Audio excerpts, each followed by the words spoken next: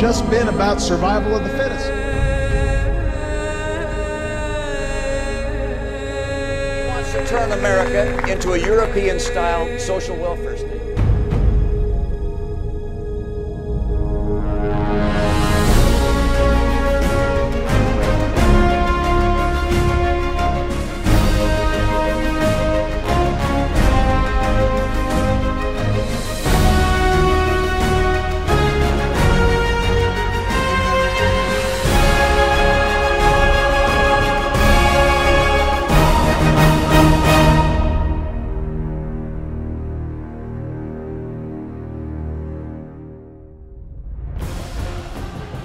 Ladies and gentlemen, welcome to the second week of Political Rapid Fire. I'm Matt Schneider here with James Saratella. And James, tell us what is on tap for today. Okay, welcome back everyone. On tap for today are three segments. First, we're going to be talking about the Republican primary, or rather the Republican nomination process.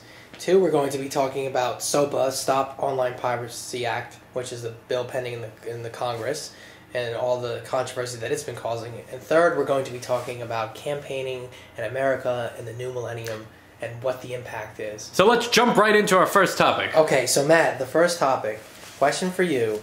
Why can't the Republican candidates rally around, the Republicans generally rally around one candidate? What is it about these crop of candidates that the Republicans can't seem to... Well, the fact is, a lot of people have just been fed this line of conventional wisdom that Mitt Romney was the only candidate to beat Obama, so a lot of Republican voters bought that and held their nose and voted for Romney, but Newt Gingrich has surged late. And you think Newt's equally capable of beating Obama? I think not only is he equally capable, I personally think that Newt actually might be more capable of beating Obama, because this past week, Romney has seen a lot of cracks in his arguably perfect campaign up until now. To this day, he still can't give a good answer as to why he won't release all of his tax returns. And honestly, I don't even care if he releases it, but just have a good answer about why you are or aren't going to release it. Yeah. It makes a lot of people scratching their heads, and probably people on your side are licking their chops to get at Romney, and they see a flawed candidate and an arguably weak candidate. Well, let me just put this into perspective, because I do think that there's a lot of discussion about who's the most electable, and it seems to me that a lot of people on the Democratic or liberal side are rooting for Newt Gingrich because they believe that he's less electable than Mitt Romney and will be a less formidable opponent against Obama. But I think one of the things that's come out of this nomination process is that all of the candidates are just beating each other up and beating each other down. That I don't think it's going to matter who comes out as the nominee. The Republican nominee is going to be substantially weakened regardless. Well, I disagree with the second part of... Actually, I disagree with both of the things you just said, but I am curious as to why you think, as a Democrat, you think Newt Gingrich is not appealing to independents, because I... to this day think that that's sort of false in the sense that Newt Gingrich, he doesn't talk about it now, but he's reached out. I mean, he sat on a couch with Nancy Pelosi to discuss global warming solutions, and right now it's something that is in a Republican primary is horrible, and he says it's a mistake. But in reality, in the general election, that's proof that he's someone who has worked, and he worked with Bill Clinton to create the best welfare reform act ever, or the only welfare reform act ever. Just take a step back. And so it's just proof that Newt Gingrich can reach across the aisle, which is something, John McCain was praised for as a Republican who could reach across the aisle. Newt Gingrich is that Republican. No, I don't think people perceive him that way. I don't think he can reach across the aisle so easily. He's one of the most divisive candidates that are running for office, and his track record has proven that. But people view him as a very divisive candidate, a divisive person. They don't think he's going to be the guy that can come in there and broker deals with the Democrats. They think that Mitt Romney, if anything, I think independent people would be more apt to believe that Mitt Romney, a guy who was a Republican governor in a highly Democratic state, and was able to work with the Democrats in that state to some degree. And also, I don't think that independents will view Mitt Romney as conservative as Newt Gingrich. is, or is perceived. Well, I mean, I think you're hitting on a very important point in that both of them have demonstrated ability to work with the other side, and much more so than our current president, who's had 3 years to try to work with the other side and has failed in that regard. So I think ultimately, I think that's what makes both of them a strong candidate. I actually disagree with that. I don't think that they would be better than Obama in that regard. But putting that aside, I guess we were talking more about the liberal perspective on who's more electable. But tell me why the Republicans can't seem to rally around one of these guys. Right, okay. And the Republicans can't rally around Romney because they don't believe Romney is the person that represents their feelings right now. And their feelings right now are angry, and to be angry and to take the fight to Obama. And quite frankly, Romney just doesn't look like that person. But all the Republicans don't feel that way. Because, a lot do. Because what about the ones that will flock to Romney and won't flock to Newt? Newt is the guy that is seen as the more controversial, the guy who'll take the fight to Obama, the more feisty, fire and brimstone, in-your-face politics. You know, he'll tell the media to go stick it in a debate. Romney's a lot because, more and I'll tell you, because Newt Gingrich got 2 standing ovations in the past 2 debates because he expressed a view of the world and of conservatism that actually got people excited. The last time anyone got excited listening to Mitt Romney was when he lost elections, and people were excited to hopefully see him go. Like in 2008, Republicans were excited to get rid of him, and now they're slowly thinking, well, there's absolutely nobody else around, so maybe we'll just be content to hold our nose and vote for him. But with Newt Gingrich firing up the bases, people are getting excited about the possibility that they might not have to settle for Mitt. Okay, so then let's put this into perspective. It looked like Mitt was almost sailing away with this. He had a strong performance in Iowa. Turns out, now we know he didn't win. Rick Santorum won. He won New Hampshire easily. No one ever questioned whether he would win New Hampshire. It's in his backyard. And now we've seen him fall off the cliff, so to speak, to some degree at least. He's going down, and what's going to happen now? Are the Republicans going to rally around Newt? I don't think they're going to rally around Newt. If I had to make a prediction, I think we are going to be in for a bumpy ride over the next few months, and it's going to be a neck-and-neck fight, a delegate-for-delegate count, which ultimately is going to be very similar to what Barack Obama and Hillary Clinton went through, which ultimately, you will remember, fired up your liberal base and got people so excited to the point where Barack Obama eventually became a force to be reckoned with, and I think that could be in store for the Republican candidate. I think this is very exciting. A lot of people are watching these Republican debates. People are getting revved up. You're going to get Romney supporters more excited than they've ever been. Newt supporters more excited. Eventually, we're going to get to a place where one of them wins by a little amount, but everybody's going to rally around that person in the end. I will say 2 things. One, I agree with you that I think this is going to be a drawn-out process. And I'm going to make a prediction. I think Romney comes out victorious if it's between Newt and Romney in the end. Although this could take a crazy turn, and maybe there's a brokered candidate at the convention. But right. I disagree with you on that it's going to be like Hillary and Obama in the sense that, unlike the Hillary and Obama contest, these Republicans have been in a dogfight, attacking each other left and right, and they're bringing each other down. Right. Well, Hillary and Obama attacked each other too. But no. Obama came out stronger, I agree with you, because he showed that he had the gall to run a large-scale campaign. Nobody's questioning whether Newt or Romney can do that here, but what's going to happen is either one of them, whoever gets the nomination, is going to come out battered and bruised and a weaker candidate. But what doesn't kill you makes you stronger, and I think it's better to get bruised now than to get bruised against Obama. And I think that's what we have to look forward to. And we're running out of time in this segment. We'll have to disagree on that, but Fair enough.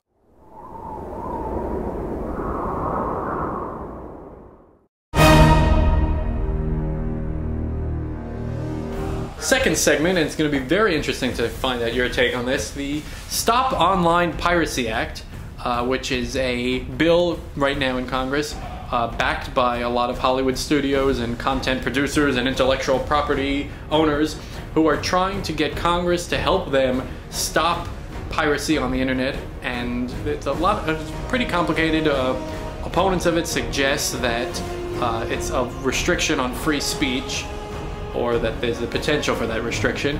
That's sort of just the clean and dirty details. Where do you come out on this issue, James? Okay, well, I will say this much.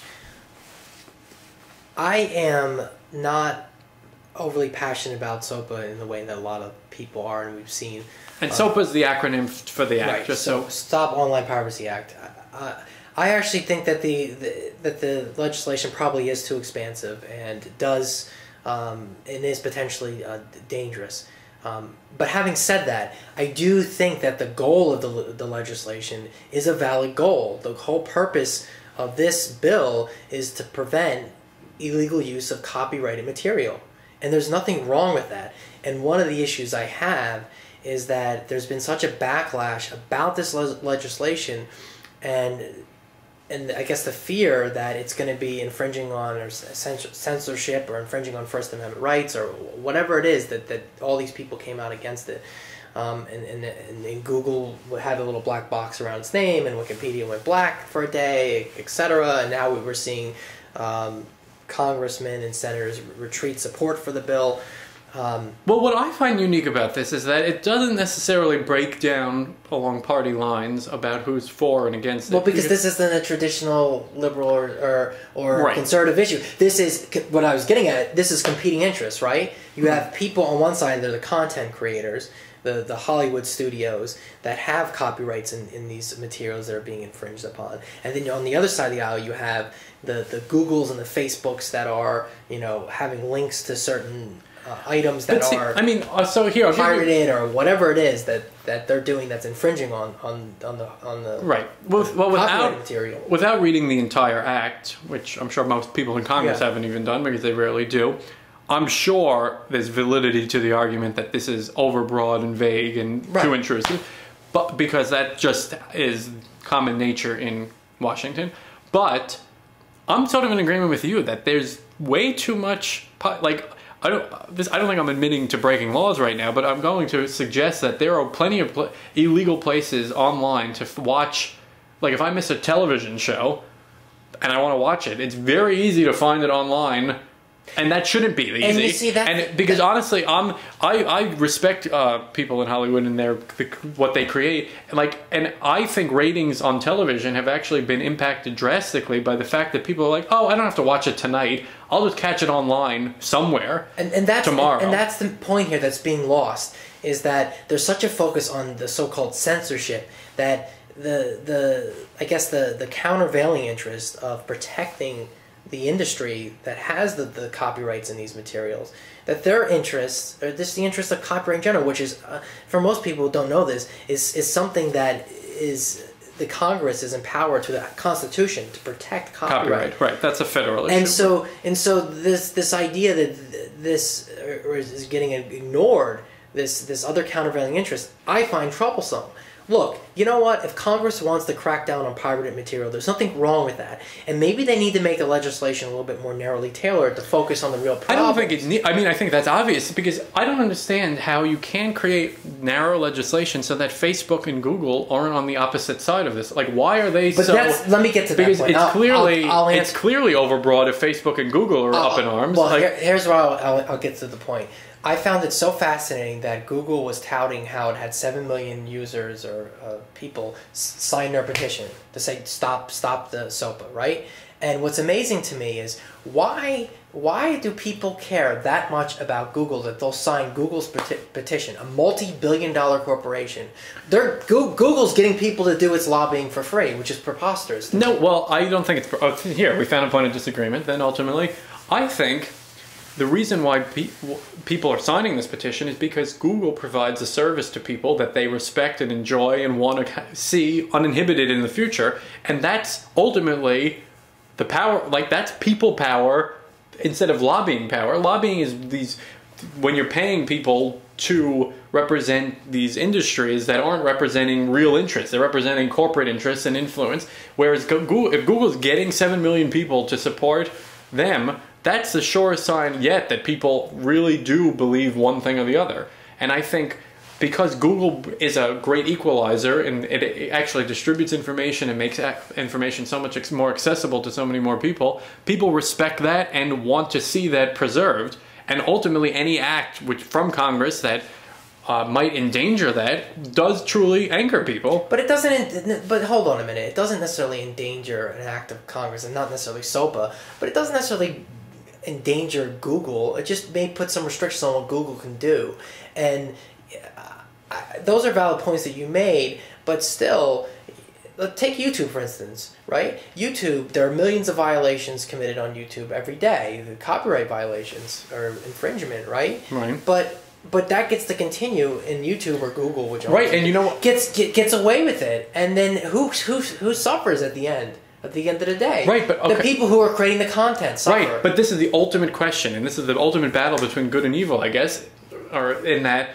What's the solution? Do you want to shut down YouTube? I mean, YouTube is giving us the opportunity right now to share our voice with people. I don't want to shut down YouTube, but YouTube and Google and Facebook and Twitter, these large companies are very monopolistic to me. And what they're doing is they're protecting their own interests at the expense of the content creators. But I'll give you a great example. Mega Upload. I don't know if you're familiar with this site. It was just shut down by the Department of Justice under some guise of the SOPA, which hasn't even passed yet, so I don't even understand the legal ramifications of how the Department of Justice had this authority, but plenty of people had tons of files stored there, including myself, that weren't illegal, that wasn't content illegal. It was my own personal videos that I was just using as a place to store stuff. And because there was so much admittedly illegal stuff there, the Department of Justice shut down the entire website. Like, it's completely erased from the web. And so this is a perfect example of shooting a bee with a bazooka. No, I don't disagree there. I do think that's too overbroad.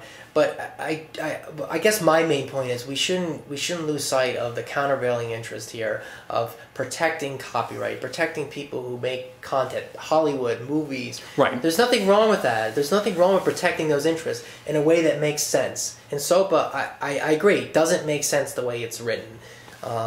But we shouldn't lose sight of that. And, You're right. And I'm not gonna just jump to get on Google's back. And while you made some valid points, I do think at the end of the day, it's free lobbying for Google, and Google's a multi-billion-dollar corporation with tremendous amount of influence. So, to allow them to continue without any type of prevention of certain things is, to me, just empowering them even more. You're right. I mean, the internet shouldn't be a wild west of anything goes. So. And one last point, I will say this much. Google, in my view, doesn't have the same rights to freedom of speech as individuals do.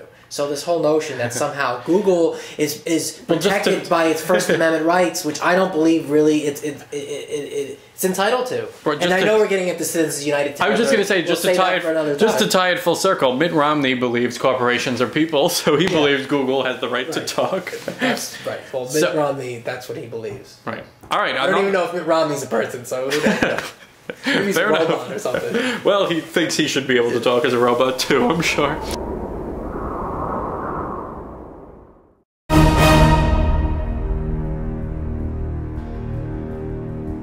We're going to be talking about campaigning in America in the new millennium, and I'll start the question off to you, Matt. Sure. As you know, now we have these super PACs that are allowed to get unlimited funding. They don't have to disclose their sources. Right. In light of the Citizens United decision. They're super. They're super. So we're seeing all sorts of outside influence on the campaign. And interestingly, Stephen Colbert has a super PAC that he no longer runs, that he has Jon Stewart running. Right. And it's been putting on advertisements. And I mean, it's him mocking the whole process. And that's what some people would say. I know Chuck Todd said recently that it's a mockery. NBC's political reporter says right. that he thinks they're mocking the whole process. Do you agree that it's a mockery of the process? And if even if it is, do you think that it's... Oh well, right. Let me clarify. I guess okay. I think he's definitely. I think that I don't think anyone disputes he's mocking the process. But what Chuck Todd said was that he thought it was bad.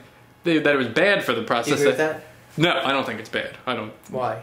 I think it's. I mean, I don't think any time you can bring humor. I don't think humor or sarcasm of any situation is bad. I think it often sheds light on problems in society. But one of Chuck Todd's main criticisms was that Stephen Colbert can hide behind the veil of being a comedian. In other words, Stephen Colbert calls out the media, the mainstream media, and criticizes them, but the minute the mainstream media tries to flip it back at him, he says, well, I'm just a comedian. Right. I think Chuck that's Todd, his defense. Well, Chuck Todd is just jealous, and because he's not funny, and if you do humor well enough, which Stephen Colbert and Jon Stewart do, I think their points are very valid. I mean, it shows the. I think Chuck Todd's jealous. I mean, he's jealous. A little jealous. But I don't see how Chuck Todd has any point whatsoever, because Colbert and Stewart are proving how ludicrous the situation is. Exactly. That, like, you wink, a candidate can't talk to their super PAC. Like Mitt Romney. Which, interestingly, Stephen Colbert's staff, or rather the super PAC staff under Jon Stewart, is the same staff that was under Colbert before he entered the race and couldn't run the super PAC. Right, and this is why this is all smoke and mirrors, because it's showing how in today's campaigning it's pathetic that there are super PACs and candidates, and that they're almost like two separate entities, when in reality they have one goal, and one can get unlimited money, the other can't. I mean, they're both doing the exact same thing, yet it's pointless. I mean, it's just all semantics around laws. I don't think it's maybe pointless in a different way, but take a look at Newt Gingrich, for instance, right? Do you think he'd still be in the race now if it weren't for super PACs? He got a lot of money, or a lot of money that's being poured into ads for him in South Carolina through super PACs that he doesn't have anything to do with. Right, but arguably he would have won Iowa without super PACs, because Romney wouldn't have had a super PAC that took out Gingrich. That's a valid point. So I mean, ultimately, do you think it balances out? You think it's that at the end of the day, my super PAC will counterbalance out your super PAC? I mean, the whole point of the very fact that we're talking about super PACs is so stupid. Now that I think about it, I mean, because it makes the candidates almost irrelevant. It's like whoever has the better super PAC ends up doing better, it seems. Like Newt Gingrich now does great in South Carolina because he has a super PAC with more money. Mitt Romney wins Iowa, or almost wins Iowa, because he had a super PAC with more money. It ultimately just proves in a scary way that whoever has more money or a stronger super PAC always will win. Well, isn't this whole concept of the super PAC poisonous for the campaign? Or at least campaigning in America?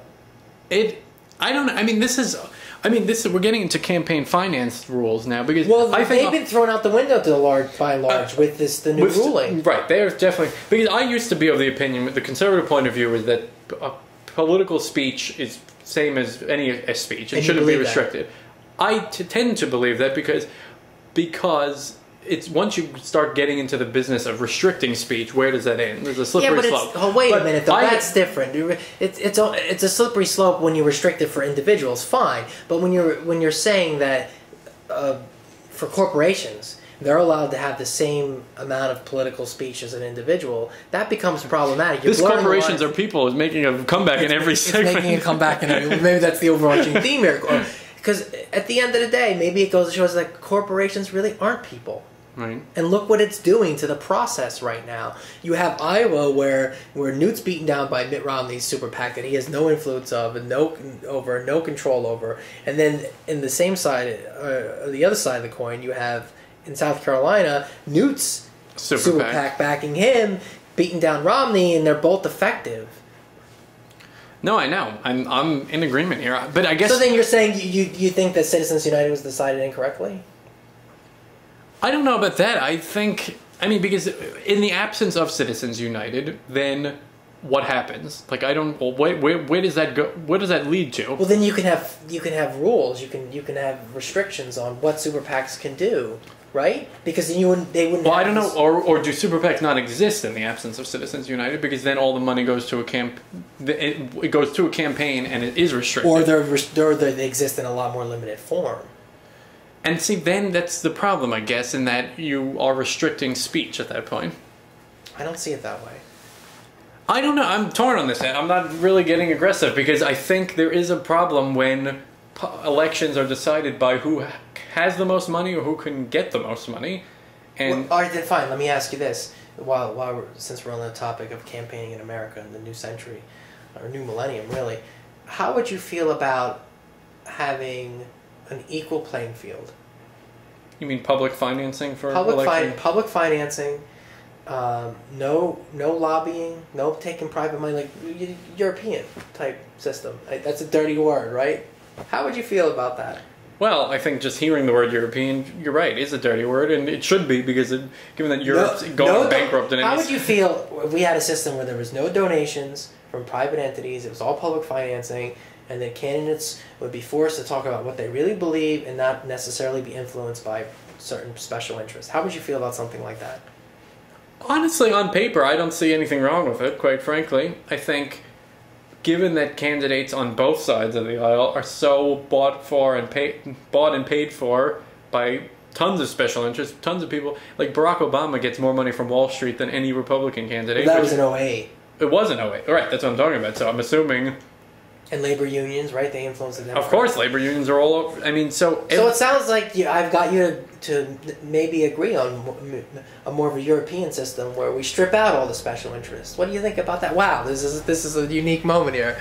We got some criticism. See what happens when the conservatives actually listen to the details behind some of these ideas? Yes. Well, I'm not necessarily signing on 100%. I'm just saying that I don't see how that could be that bad of an idea, ultimately, in that if we really get down to the people choosing their leaders and not special interests supporting and secretly controlling our leaders, I can't see anything wrong with that at the end of the day. So there we have it. Matt, you're a socialist. That's it. I'm sort of speechless right now because you're sort of saying that you'd be okay with a European type system for campaigning, and that you're saying that liberal ideas are good. I think we can end on that note. I'm saying liberal. And I guess we can pick it up from there next week. Matt is now a socialist / liberal, and there we have it. And one criticism we got from people is that they wanted us to listen to each other more and not argue and yell at each other. So look what happens when we listen. When you just spell out the facts to a conservative, when they actually listen to what's real. And next week, I will take it as my personal challenge to get you to come aboard the conservative train on some issues as well. All right, so this was good. We got through our whole episode, and we will be back next week once again for some more political rapid fire.